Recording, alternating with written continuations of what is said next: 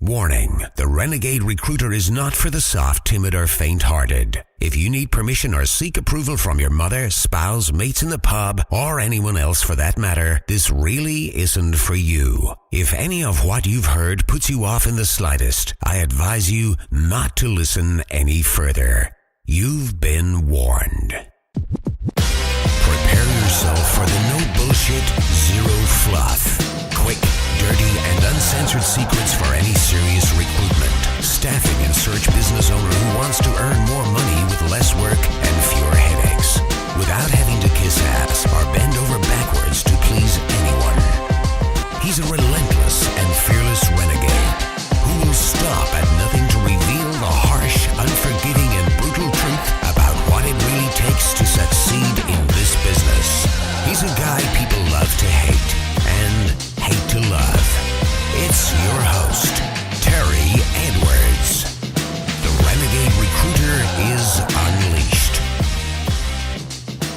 Oh, hello. This is Terry Edwards, Renegade Recruiter, and welcome to another episode of Renegade Recruiter Unleashed.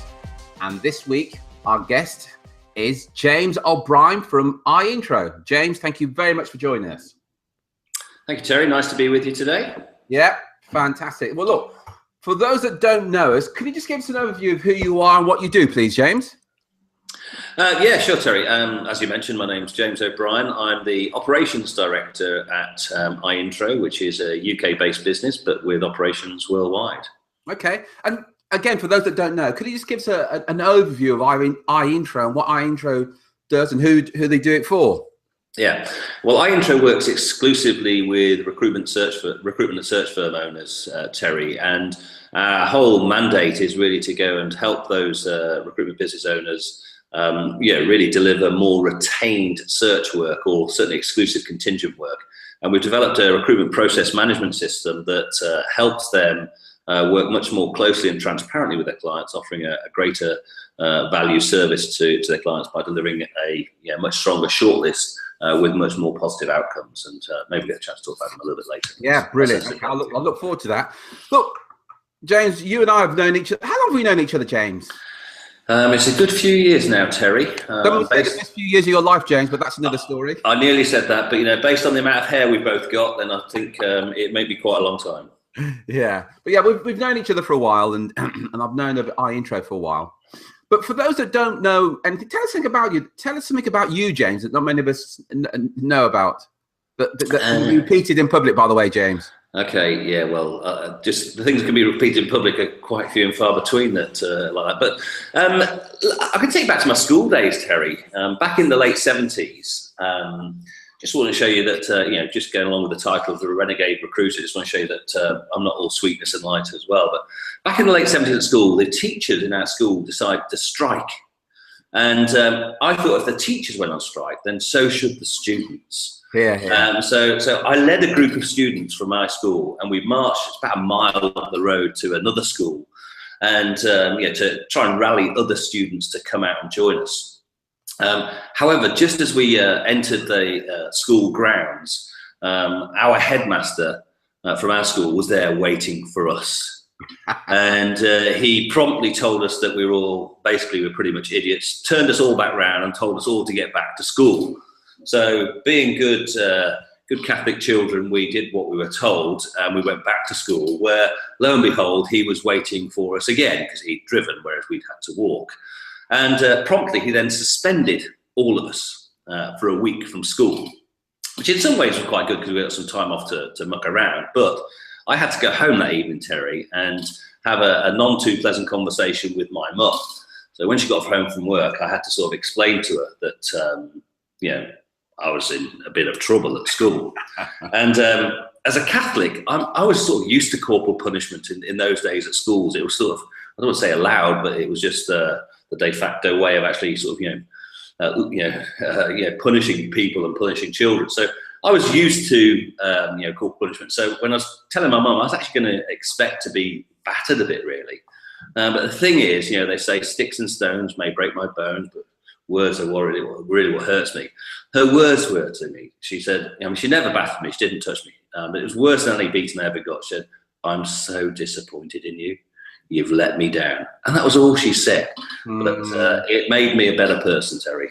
So one of those little events. So yeah, a bit of a renegade. I sort of, tried to take the pupils out on strike. Didn't get very far with it, but there we go. That's something that very few people know about. So your brief expose is a militant. We'll see. We'll see. You've obviously looked at some of my profiling. Excellent. Oh, thanks for sharing that. No problem. Great story. That and at the beginning you were talking about iIntro and just talk to me. I mean, clearly I know what it is, but what's the benefit if as a search firm owner? What are the benefits I would get from the iIntro system? Well, interesting, Terry. I mean, I've been in recruitment quite a long time, so I'm actually quite cynical, really, of the overall value proposition that clients receive from recruiters. Sorry to interrupt. You say you've been in recruitment a long time. Yeah. How long's a long time? Well, my first job in recruitment, I started in June 1988.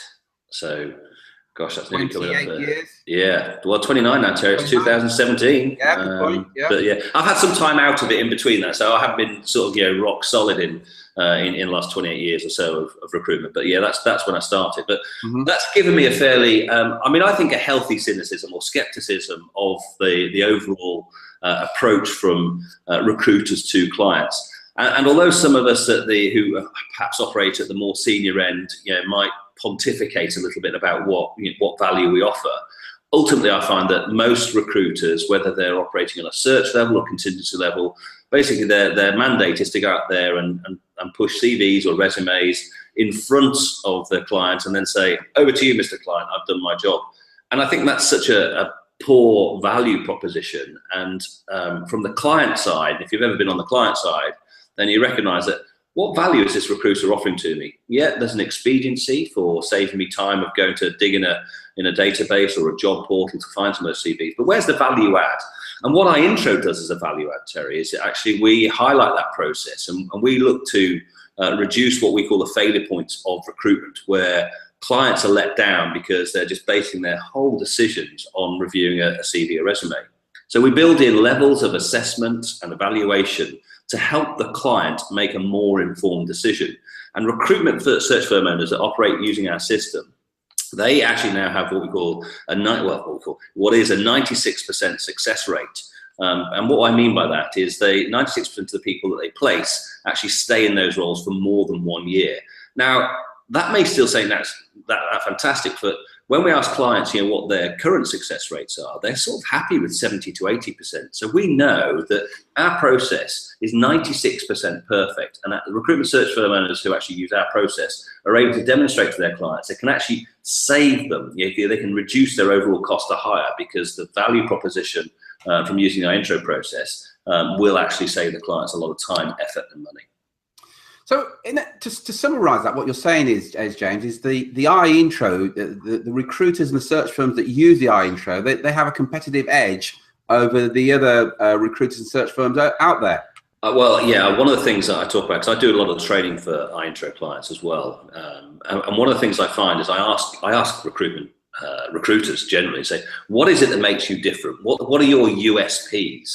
And they all, all the same old platitudes roll off the tongue. Oh, I'm very niche. I'm very focused on my market. I've got lots of experience. And you know what, Terry? They all sound the same to me. And what they sort of tell me are their USPs aren't USPs. They're SPs. But we've all got the same ones. What iIntro does, it truly differentiates recruitment firms that use our process because they have some differentiators which are truly unique and very obviously.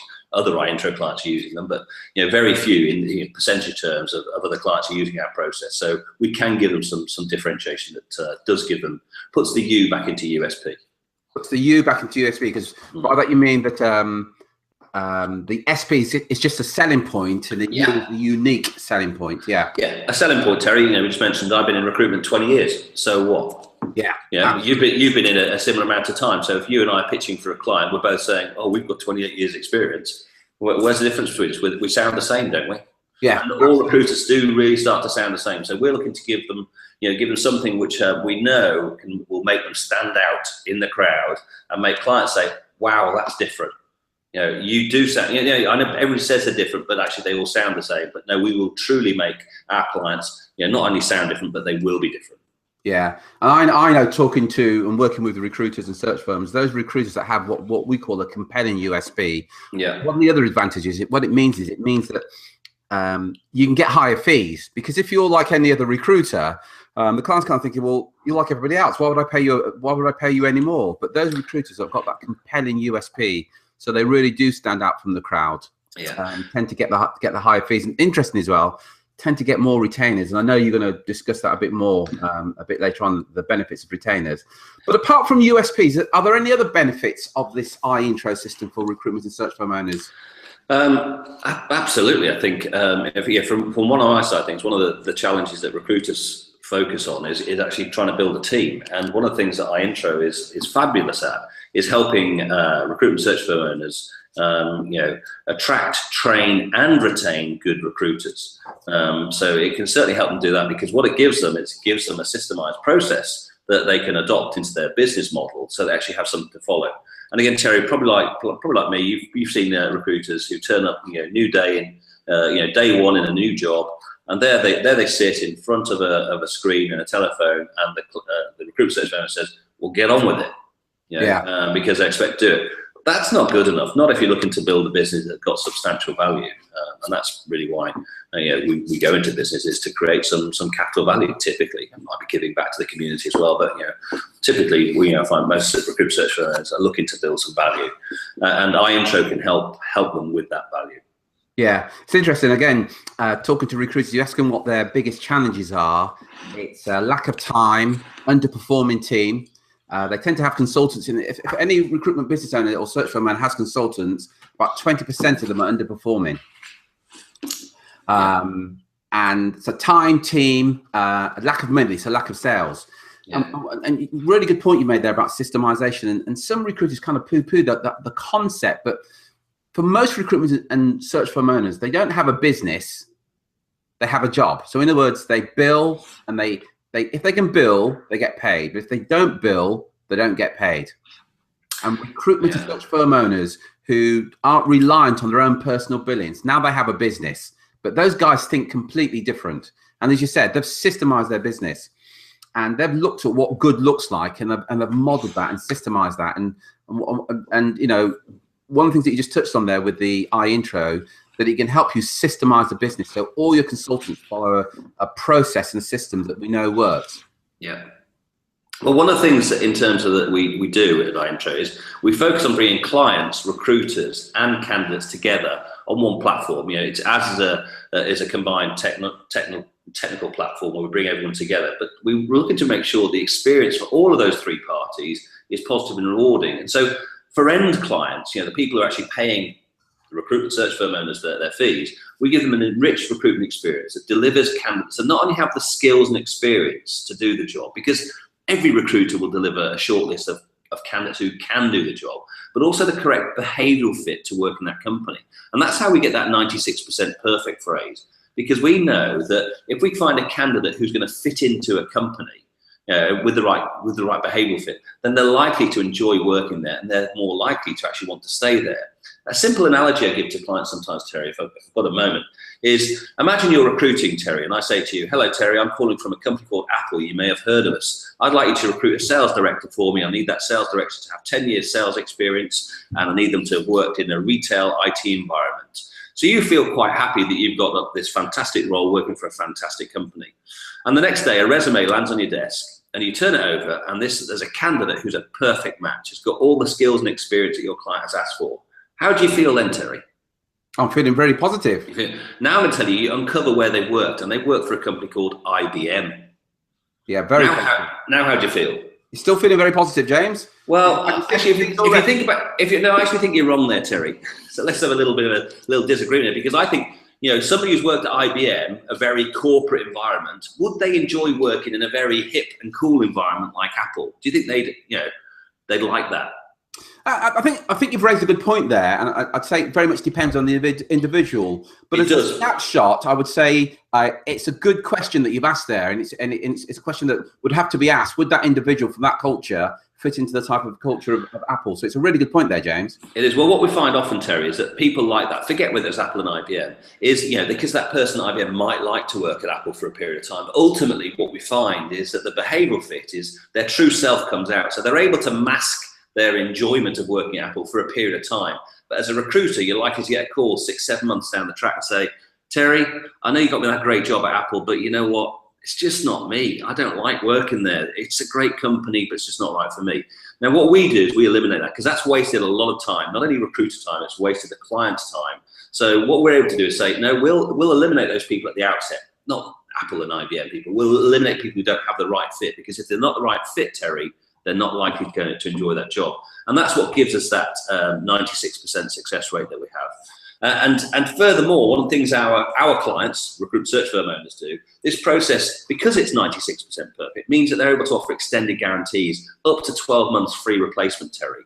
And that's something which, again, going back to that differentiation we said for recruiters, it can help them stand out in the market. Because a lot of recruiters, 12 weeks, and Terry, maybe you and I can go back to our early days in recruitment.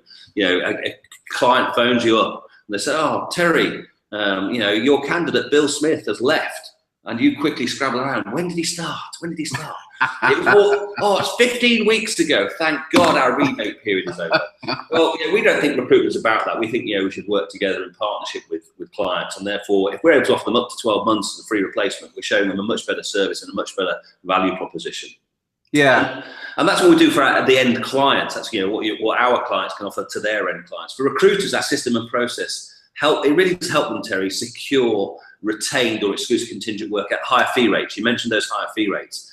And again, I've actually been, prior to joining iIntro, because I've been here a couple of years now, but prior to joining iIntro, yes, I worked that. And one of the things that we found by adopting the iIntro process into a business I was formerly part of, the discussion on fees actually melted away.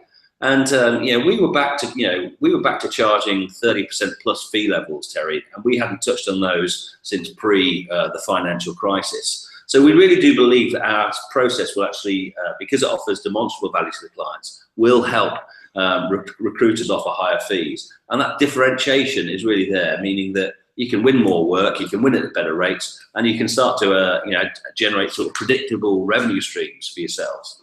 And the one final piece of the jigsaw, because I mentioned what it's like for the end clients, for the recruiters, and I think it's one that's often overlooked in recruitment, Terry, are candidates. Because today's candidates, particularly if we're dealing at senior levels, and I know not everybody does, but today's candidates are tomorrow's clients. And our system the iIntro system offers a very positive recruitment experience, because the candidates have got huge engagement in our process. They understand what's happening. They understand their role to play in it. They understand how it can actually help them find exactly the right job they're looking for. So they're much more committed to the recruiter and to the end client. And I think when you bring all those three together, you have a fantastic experience.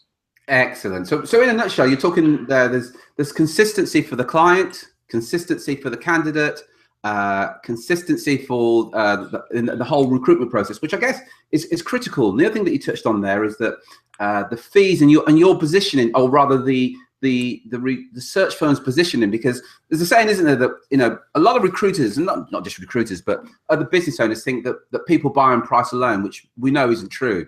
No. And if you can position yourself as the premium player, as you illustrated there with that previous company that you work for, the fees aren't an issue then, and it's you almost become, you mentioned Apple, you almost become Apple of the recruitment world, because the Apple iPhone, as an example, is the most expensive smartphone in the world.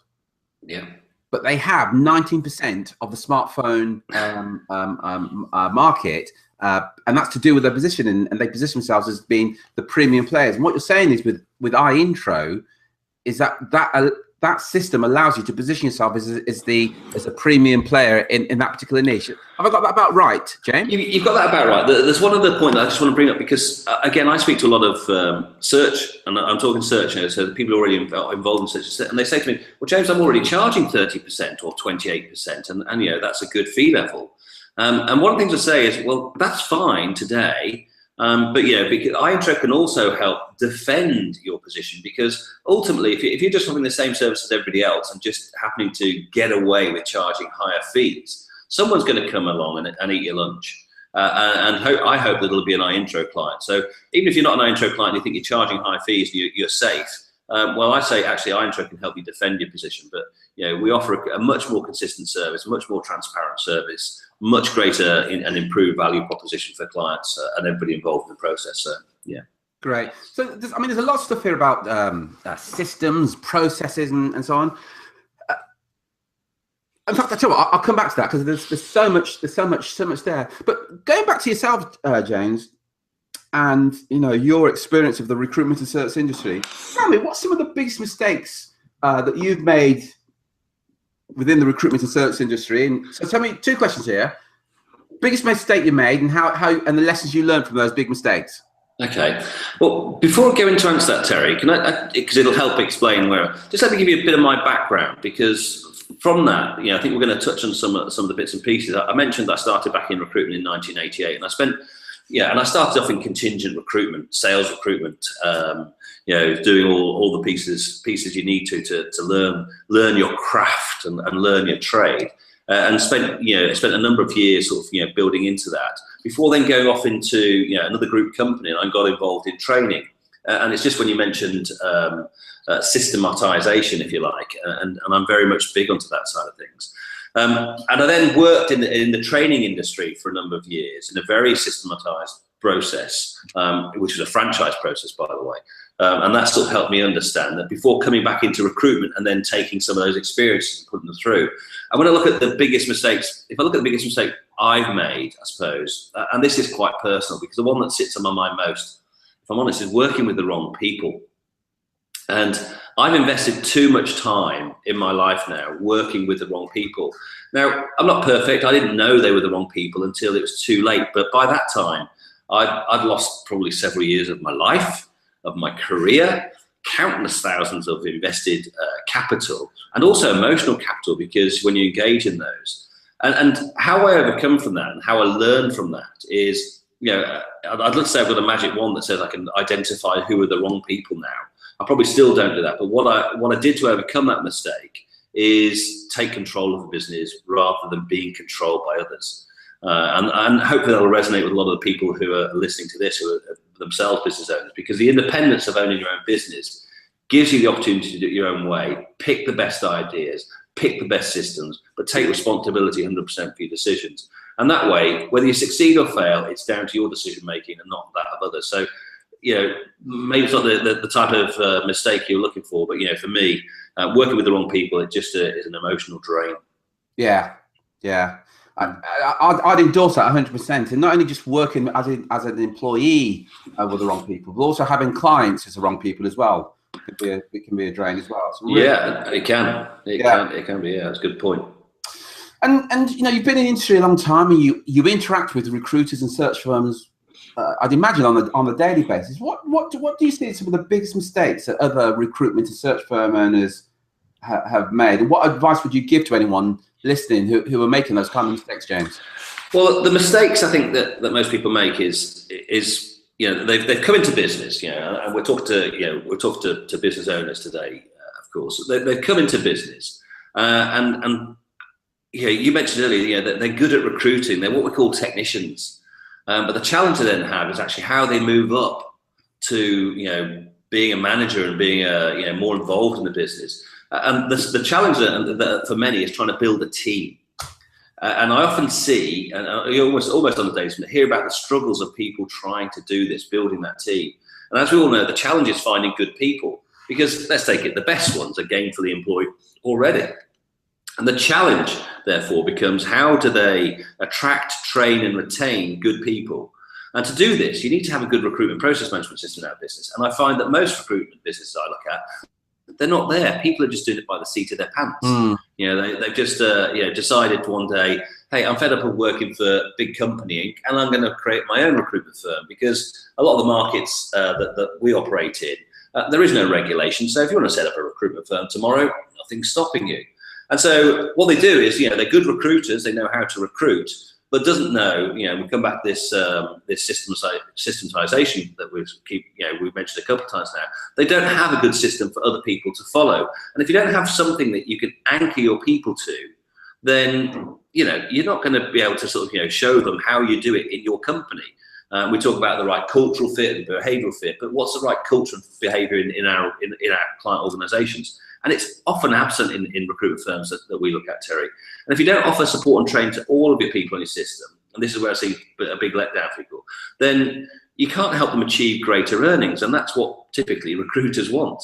So it should be no surprise to you if you fail in this area, if you're not actually doing something. That old adage, failing to plan is planning to fail, but failing to plan how your business is set up is typical. And one example of this is the expectation that a recruiter that joins you with, let's say, 5 years experience, if you can find somebody that, is they're going to know what to do. But my experience, the mistake that I often see people is that is people just assume that just because you've been in recruitment for 5 years or more, that you know what you're doing. And you know the old training thing about when you assume things, Terry, you know what we say about assume, don't you? Yeah, makes an ass of you and me. Absolutely. Well, I just find that quite often business owners, they just expect people, that's what I said earlier, they just say, there's your phone, there's your computer, get on and do what you do. But if you assume that, just because people survive 5 years, it's not going to help you. And my advice to people and how to overcome that is to role play sales situations with the people you hire. Role play sales situations with the team, and you'll be absolutely amazed at what your staff or potential staff are saying about your business. Yeah. And worse still, you're paying them to say it. It's just madness. And honestly, I do this from, I see it almost every day. I've made the same mistake myself in terms of then starting to look at role play. People think role play isn't that old fashioned and what you do. No, you should role play every week with your team is my advice, because the mistakes people make they just think people are who they know what they're doing, and people don't. So that's the thing. Yeah, some really good points there. I want to pick up a little bit. You mentioned the term technician. Now I'm familiar with that term, technician. 2 questions. Yeah, I stole it, Terry. It's not my phrase. Where did you get it from? Well, probably a lot of your listeners have probably heard of a guy called Michael Gerber and the E-Myth, and it's a phrase that's used in there. And it's not just talking about recruitment; it's just talking about people who get set up in business. And the phrase technician comes from people who've got the right skills to do a certain role. And when you mentioned that people are buying themselves a job, or not buying themselves, they're setting themselves up in a job and not business, they're the technicians. Nothing wrong with it. But technicians can only grow a business to however much they can deliver themselves normally. It's okay. There's nothing wrong with it. But a lot of people go into business because they want greater freedom, greater independence, more holidays, more time with their family or their kids, what it may be. But if you're a technician, it's a 365 days a year, 24/7 job. You're listening to the Renegade Recruiter Unleashed podcast. For show notes, additional resources, and podcast updates, head over to www.therenegaderecruiter.com. Yeah. And as you're listening to, if the book is called The E-Myth and the author's Michael Gerber. Personally, I think James would endorse this. I would recommend every single recruitment or search firm owner to read this book. If you're not a reader, you can get it on audio and listen to it. And just a summary of the book, it's called The E-Myth, or the entrepreneurial myth. And the myth is that most people who start a small business are entrepreneurs.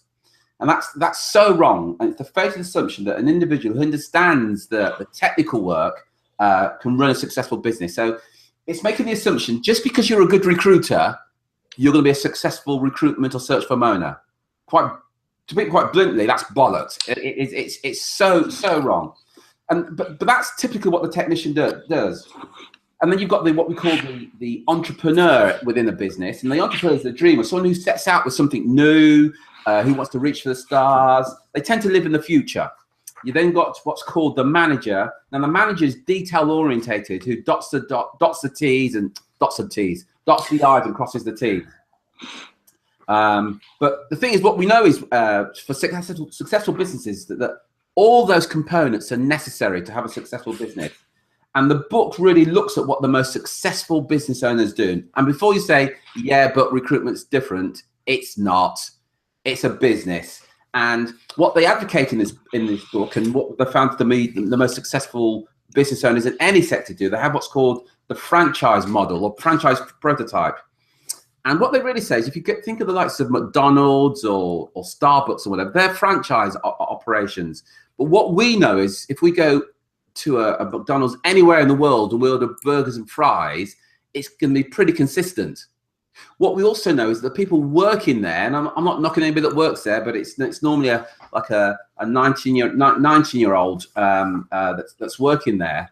They tend to have good management support, but that 19-year-old knows exactly what to do. That 19-year-old, when you order your burgers and your fries, will always upsell you, and they use a script. If you think about it, and now you order your Coke, regardless of the weather outside, you're going to get ice in your Coke. And this book really goes into a lot more detail about it. And I know, James, that you're a big fan of the book. I'm not only just a big fan of the book, Terry, as well as being involved in recruitment for the last 28, 29 years. I've actually been involved in franchising for the last 25 years as well. And everything we talk about there it's all about having a system that you can replicate. And the problem with technicians is they don't think about this. Yeah. And what you've got, and this isn't, if you read this book, it's not about saying, oh, you should franchise your business. I'm not about that at all. What I'm saying is the likes of those good franchise systems, they've learned the hard way that actually you've got to have structure, you've got to have process. And if you systematize it, then it can be replicated. And if you're trying to build a team, going back to what I said earlier about people trying to build a team, you're trying to build a team. When you bring somebody new in, you say, this is how we do it at my company. This is the structure. This is the manual. And you mentioned something else, Terry, there that made me smile, because I hear this so often from recruiters. You mentioned the word scripts. And people say, oh, I don't need scripts. I've been a recruiter for 20 years. Well, I can tell you, you do need a script, because most of the time we are saying things scripted. Now, the great thing about scripts, the more often you say them, the more comfortable they feel, and they can feel a little bit awkward. And when you go back to that role play situation, and you're saying to your team, here's what we say and here's how we say it. It's uncomfortable to start with, but then that's all the experience of learning. But the more they practice that, the more they're going to say something consistent. And you mentioned the word consistency there, and it's about consistency of service, consistency of sales approach. And if you can bring that into your recruitment firm, then you've got a chance to actually build a team. You've got a chance to attract people, because the old adage, success breeds success. Yeah. And if they can see that you're successful, people say, well, why are you successful? Is it just because of you? And then you say, well, no, I don't work in the business. This is something else from the book, Terry. I work on the business. On my days of actually going out there and generating fees every single day of the week, fortunately for me, they've stopped, because I've actually built a team of people who actually, follow my methods, my approach, my structure, my systems. And that's what the E-Myth helps people understand. It doesn't say, oh, this is only for people who want to franchise their business. No, this is for people who want to build a business and want to have the right structure in place. Some really good points there, James. Excellent. Some great points. And it's not just the recruitment process. Let's just emphasize that. Because we work with clients and they systemize their lead generation. So the clients that we work with, they know how to generate 20, 30, 40 leads a month, every single month for each of their consultants. You talk there about the scripts. They have scripts. So when the client says you're too expensive or are happy with our current supplier, they have scripts to exactly how to overcome that. They know how to generate leads. So what that means from their point of view, they can then, it's easier for these guys to recruit consultants, because they say, come and join us. We'll give you 40 warm leads a month, every single month, because we've systemized that aspect of our business. And, the guys that are doing this, interestingly, and I know you'll confirm this, do exceptionally well, because they have every aspect of their business is systemized, even down to the business development meeting. I don't know if you know this, James, but there are 19 words that you can use at the beginning of every single business development meeting. If you use these 19 words at the beginning, you'll improve your conversions by about 20%. Now, what's interesting is the top firms are using these 19 words, because it's a script, by the way, that works. And going back to what I said about scripts, and people that don't like scripts, I always say to them, well, you're using the script now anyway. So you're using a lousy script. Hey, why don't you use a script that works? And the great saying, if you do what successful recruiters do, you'll get what successful recruiters have got. So use these scripts that are working for your competitors, because sure as eggs are eggs, they're going to work for you. Some really good points there. And we talk about the E-Myth a lot, and I know offline, before we started this interview, you were talking about another book along the similar line. Can you just give us about that book that's very similar sort of concept to the E-Myth by Michael Gerber? Yeah, well, the book I've read, and I've read another book by this author, but the book I read very recently, and it really resonated with me. It's called Built to Sell, and it's by a guy called John Warrillow. And the book, it's a business book, and sometimes when you read business books, they can be quite hard work, Terry. bit like me, maybe not that academic. Sometimes you can struggle through some of these texts because it all starts to blur. But actually, the thing I really liked about this book is he actually tells a story. And he actually tells a story about a business owner who runs a marketing agency.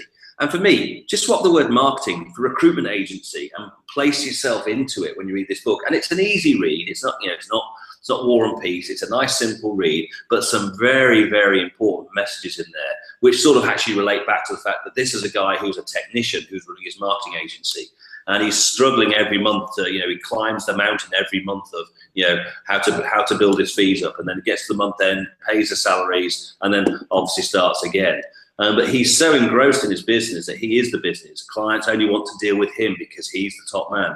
And it's not until he actually takes advice from a mentor that he recognizes or starts to understand that he needs to expand his horizons and actually look at how he can work on the business and not in the business. So again, a lot of parallels between the E-Myth and this book, but it tells it in a very nice story that I thought, as a recruitment firm owner, sort of reading that book, I think, yeah, am I like this guy who's running the Stapleton agency, and how do I actually build my business up? And it all ultimately ends with this individual selling his business. But as his mentor says to him, it's not about selling the business in the same way we just spoke about. It's not about building a franchise. It's about building a business that can generate, sustainable income for you, sustainable profit for you, and you can either continue to take that or you can sell the business. But how do you actually maximize that sales value of your business? And basically, it talks about if all you do is carry on working in the business, all you'll get offered is an earnout.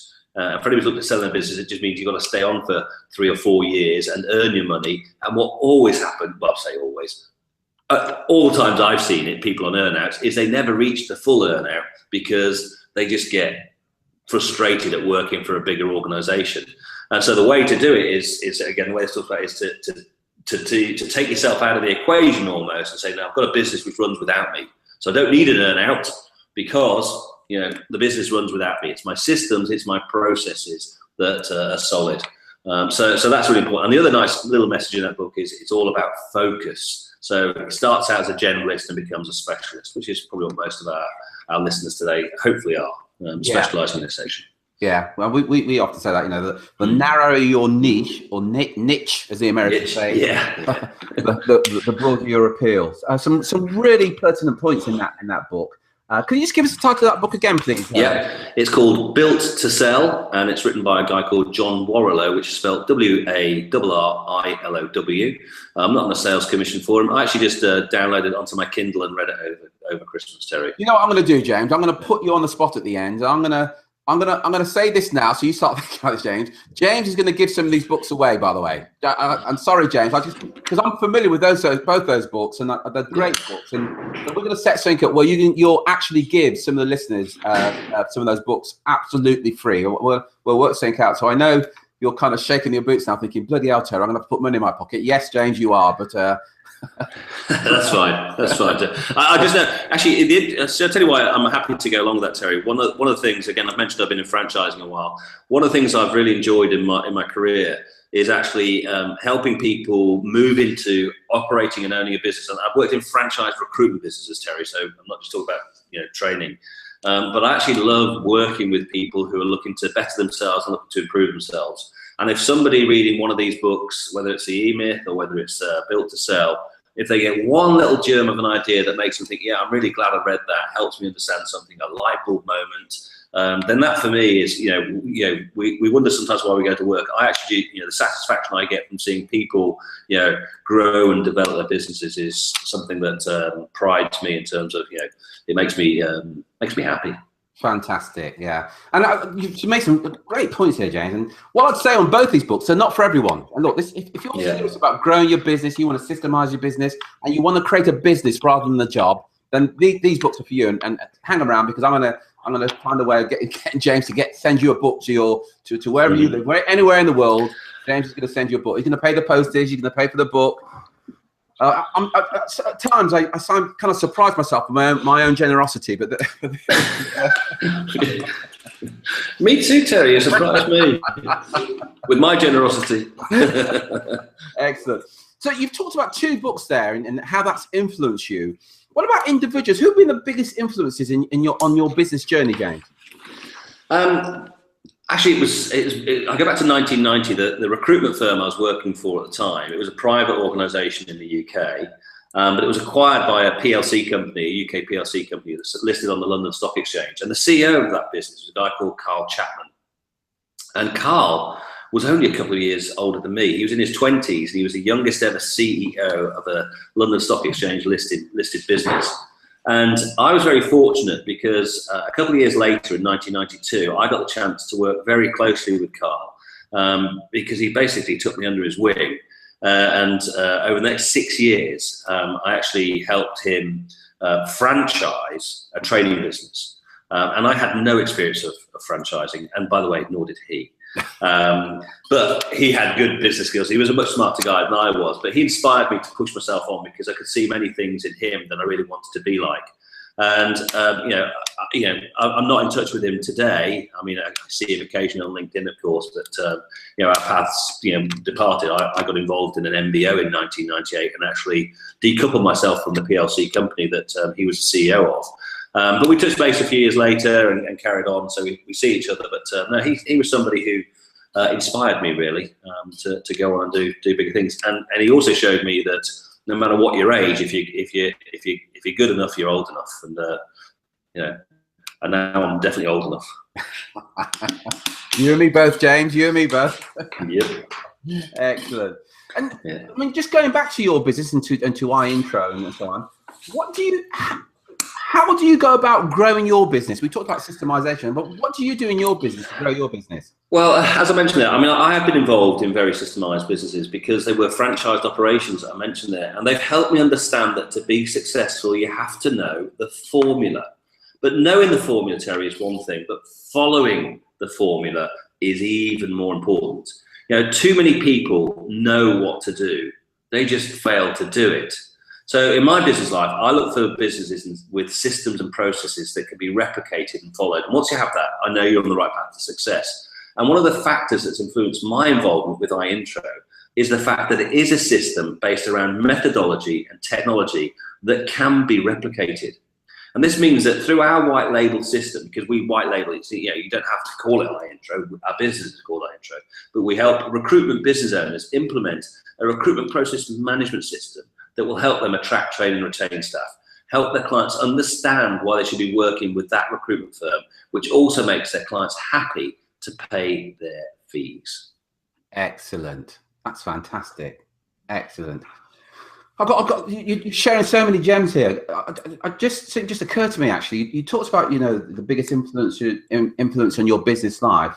Here's a question for you, kind of put you on the spot. What's the best piece of advice that mentor, sorry, first name was Carl, did you say? Carl Chapman, yeah. Carl Chapman. What was the best bit of advice that Carl gave you?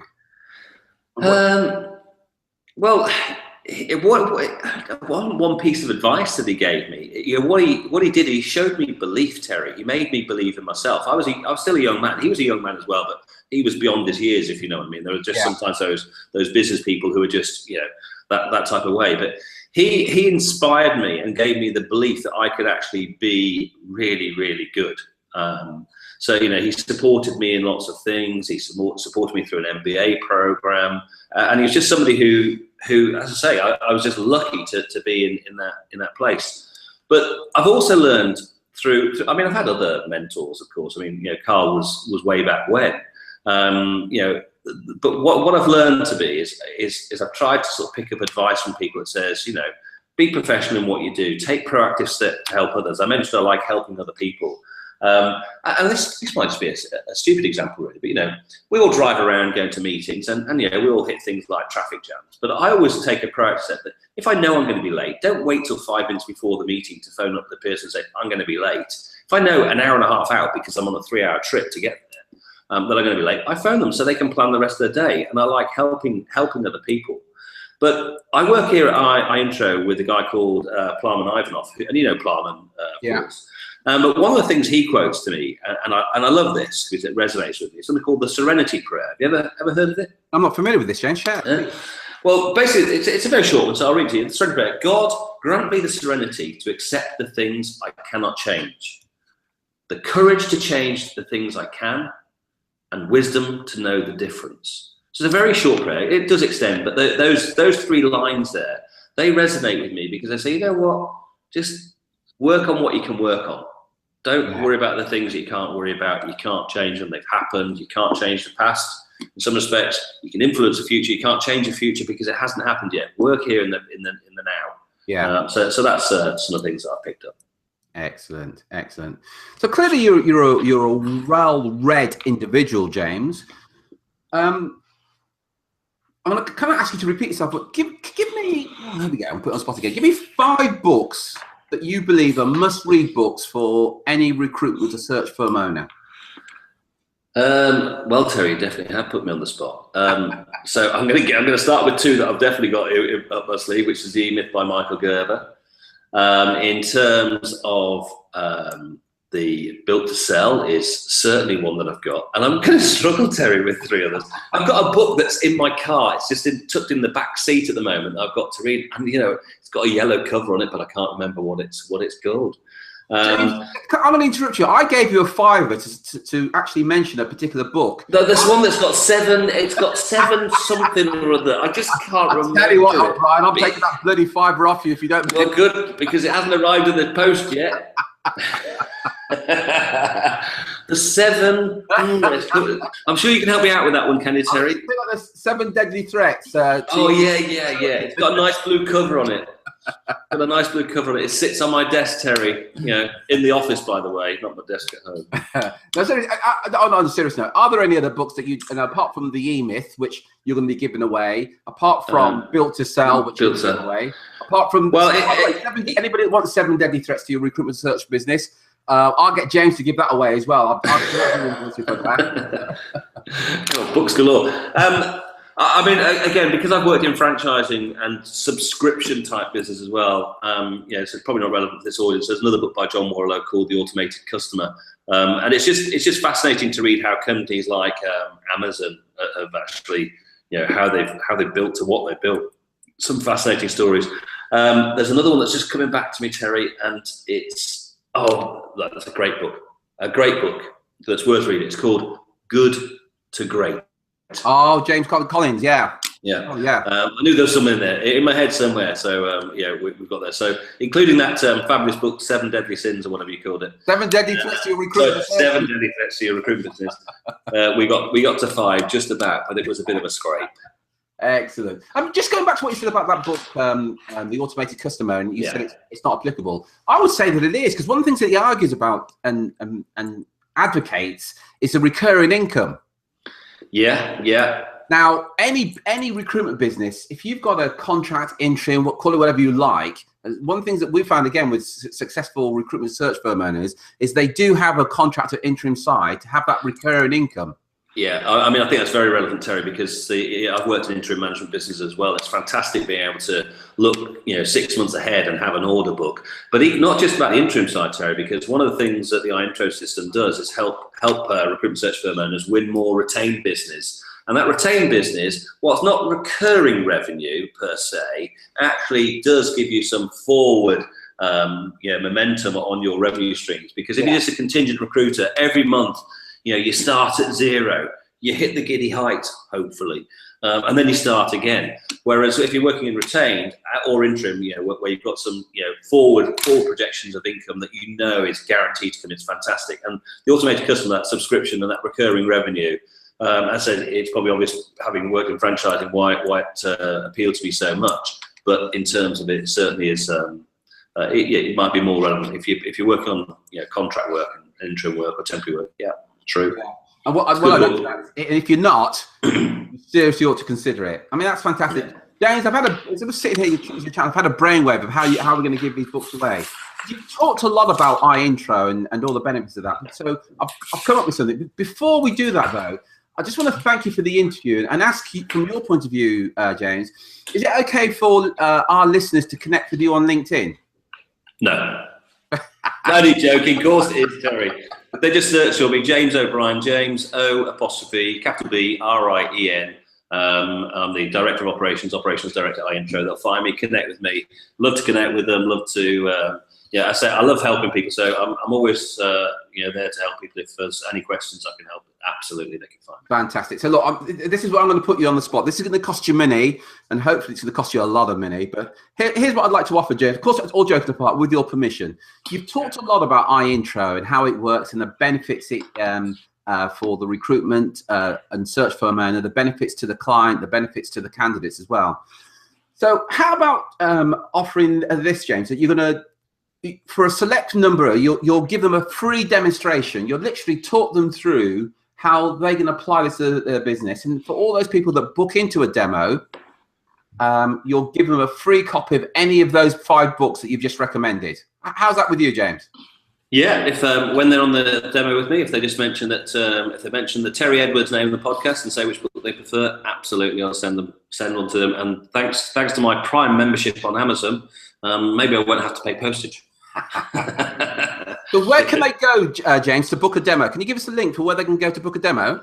Yeah, hopefully it's quite simple. So it's all the W, so www.i-intro.net/book a demo, all one word. So i-intro.net/book a demo, BOOKADEMO, and just book in. And when they speak to us, just mention that this podcast, and we'll happily send them a book. Any of those ones that we've mentioned, the E-Myth or Built to Sell, happily send one of those to them. Great. So when they book in for a demo, what they're going to get is they're going to discover how to systemize their business, how to win more retainers. And by the way, one of the advantages of working on retainers rather contingency is that you will work less but earn more. And interestingly, that seems to appeal to most recruitment and search firm owners. They can discover, say, how to systemize their lead generation, sorry, not lead generation, their recruitment process, and make it easier to then bring in other consultants. They're going to get a foolproof method that will literally guarantee they're going to increase their fees. I want to emphasize as well, this demo, there's no cost, there's no obligation. You'll simply just get to have a look at it. So there's no obligation whatsoever. I strongly recommend that you go to, can you just give us that website again, please, where they can book a demo? Yeah, www.i-intro.net/book a demo. And you're right, Terry, that there is no cost. What we've just done to do is share with them the process that we've now, we already operate in 10 countries around the world with many clients. We're helping recruitment and search firm business owners. And it's only for them, by the way, Terry, because we need to deal with people who can take a decision about, if our system's of interest, and obviously we'd follow it up further with a bit more of a discussion, but it's just for recruitment search firm owners. If they come on that demo, we'll show them what we do, and if they like it, we'll tell them how they can implement it in their business. Great. And to confirm, when they book the appointment, when they have a conversation with you, they can specify any of those 5 books that we've talked about today. In fact, I'd imagine, James, any book that they fancy, because I'd imagine they'd want to read any of my 3 books that you haven't mentioned here, James. Have I not mentioned those books, Terry? Well, why don't you do that? No, all joking apart. But yeah, book a demo. When you speak to James will then send you any book, but he strongly recommends, such as the E-Myth or Built to Sell. Yeah. Or whatever book that's of interest to you. James will then send you that book, no cost, no obligation. There's no cost or obligation for the demonstration itself. One more time, James, can you just give us the website just one more time, please? Well, not only the website, Terry, because if people connect with me on LinkedIn and message me there that way, then happily I'll just arrange a demo for them, so we can definitely do that. But the website is www.i-intro.net/book a demo. Fantastic. James, thank you so much indeed for this interview. Thoroughly enjoyed it. And excuse me, sorry about that. Thoroughly enjoyed the interview and so informative as well. I mean, during the interview, you shared with us some of the biggest challenges facing recruitment and search firm owners today, in terms of trying to build a team. You shared with us the benefit of working on the business rather than working in the business, and the importance of building a team so recruitment and search firms have a business rather than a job, and how they can have a business where it's consistent for the clients, for the candidates, and for the clients. You shared with us how to position yourself as the premium search firm or recruiter, so they can get higher fees. And to add to it all, I then very generously said that you would send some of the listeners a book, which I thought was very generous of you. Just to emphasise, you have to be an owner or a director of a business to get that. But all joking apart, James, thank you very much indeed. No, you're welcome. Very good to speak to you again. It's great. Listen, this is Terry Edwards, Renegade Recruiter. Until next time, take care, take action, and be relentless.